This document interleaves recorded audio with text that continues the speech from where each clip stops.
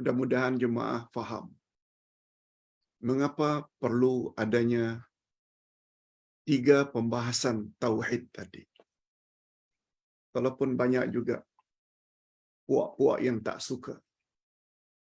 Kata mereka, mana ada dari Rasul membagi tauhid kepada 3. Kita jawab betul. Cuma kesimpulan itu kita ambil daripada ayat-ayat Quran. Ada namanya tauhid rububiyah. Itu sebabnya orang-orang musyrik apabila ditanya, siapa mencipta langit dan bumi? Man khalaqas samawati wal ard? Mereka jawab. Dalam Quran disebut, la yaqulunna Allah. Mereka jawab, Allah yang mencipta langit dan bumi. Maknanya mereka ada tauhid rububiyah. Bukan orang kafir hari ini saja. Mereka juga percaya Allah itu pengasih, penyayang, adil, bijaksana. Tapi yang tak ada pada mereka, mereka syirikkan Allah dalam bab ibadat. Ini yang orang Islam tak boleh punya. Tak boleh cemarkan tauhid uluhiyah atau tauhid ibadat dengan beribadat atau berdoa memohon kepada selain Allah. Okey. Itu jawabannya. Tapi kan tidak ada dari Nabi, Pak Ustaz. Betul? Tanya balik kepada yang bertanya. Rukun salat ada berapa? Dia jawab 13. Tolong bawakan hadis Nabi yang menyebut secara khusus. Arkanus salah, rukun-rukun salat ada 13. Sampai mati dia tak akan jumpa hadis itu. Dari mana kamu dapat? Rukun salat itu ada 13. Oh, Nabi kan ada sebut. Innamal a'malu binniyat. Amal tak diterima kecuali dengan niat. Ayat 5 dari surat Al-Bayyinah. Wa ma umiru illa liya'budullaha mukhlishina lahuddin. Mereka tidak disuruh kecuali agar beribadat kepada Allah dengan penuh ikhlas.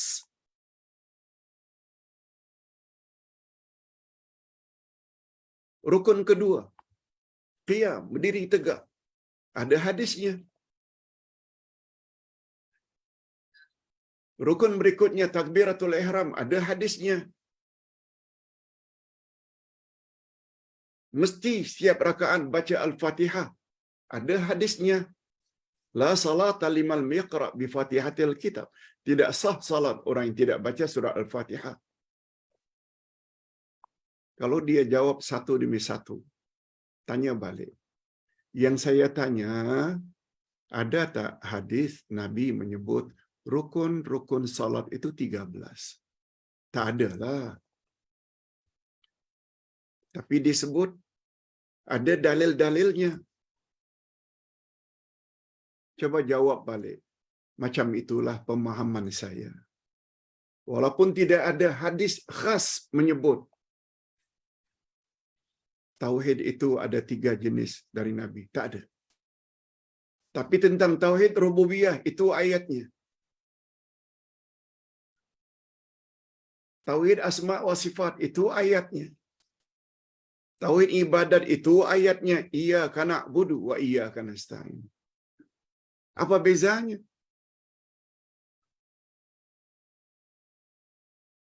Sebagaimana saya tidak dapat mendatangkan hadis Nabi, tauhid terbagi kepada 3, tak ada. Macam itu juga awak tak mampu kan mendatangkan rukun-rukun salat itu ada 13. Tapi awak ambil dari sana, dari sana, dari sana, dari sana. Berdasarkan himpunan yang dibuat oleh para fuqaha, ulama fiqh, untuk memudahkan para jemaah. Macam itulah ulama akidah. Untuk memudahkan dalam mempelajari akidah, dia bagi tauhid itu kepada 3. Itu penyelesaiannya. Malah mereka yang tak setuju dengan pembahagian yang tiga ini menuduh membagi tauhid kepada tiga hampir sama dengan pahaman Trinity. Na'udzubillah min dzalik. Trinity itu nyata-nyata ada unsur syirik. Ada Tuhan Bapa, ada Tuhan Anak, ada Rohul Kudus. Tuhan itu satu tapi tiga. Tuhan itu tiga tapi satu. Lihat jahatnya puak tersebut. Hadirin dan hadirat, kita teruskan dengan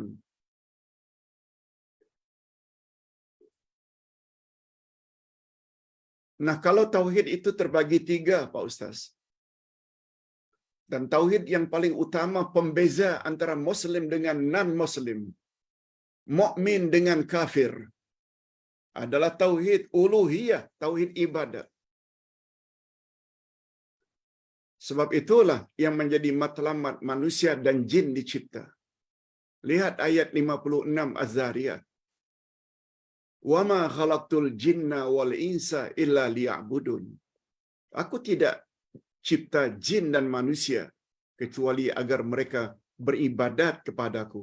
Kata ulama tafsir, liya'budun itu dengan makna liyuwahidun, agar mereka mentauhidkan aku dalam beribadat.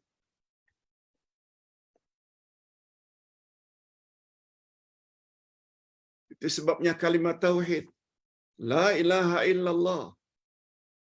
Makna la ilaha illallah, la ma'buda bihaqqin illallah. Tidak ada Tuhan yang berhak disembah melainkan Allah. Ia tidak membawa makna tidak ada Tuhan yang dapat mencipta langit dan bumi kecuali Allah. Itu tauhid rububiyah. Tidak ada yang maha pengasih lagi maha penyayang kecuali Allah. Itu tauhid asma' wa sifat. Orang kafir pun percaya itu. Yang tak ada pada mereka, la ma'buda illallah. La ma'buda bihaqqin illallah. Tidak ada Tuhan yang berhak disembah melainkan Allah. Mesti dengan makna itu baru seseorang itu menjadi muslim, muslimat. Okey. Kalau tauhid itu dibagi tiga, sehingga kita menjadi clear, jelas, tauhid mana yang paling dituntut. Walaupun dua tauhid lagi juga dituntut, tapi itu sebenarnya sebagai pelengkap, penyempurna tauhid uluhiyah. Nah, kalau begitu Pak Ustaz,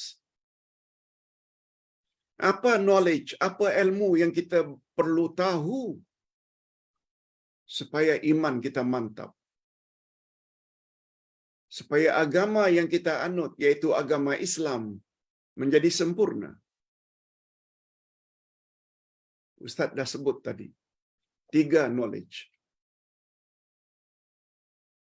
Tanpa tiga knowledge ini, tanpa tiga pengetahuan ini, Islam kita tak akan sempurna. Pertama sekali, ma'rifatullah. Knowledge tentang Allah. Ilmu tentang Allah. Yang kedua, ma'rifatun Nabi. Ilmu tentang Nabi Muhammad sallallahu alaihi wasallam. Sebab beliau satu-satunya insan akhir zaman yang mendapat wahyu daripada Allah melalui malaikat Jibril untuk menyampaikan pesan-pesan Allah kepada umat akhir zaman. Macam mana kita akan mengikuti atau beribadat pada Allah bila kita tak kenal Nabi Muhammad?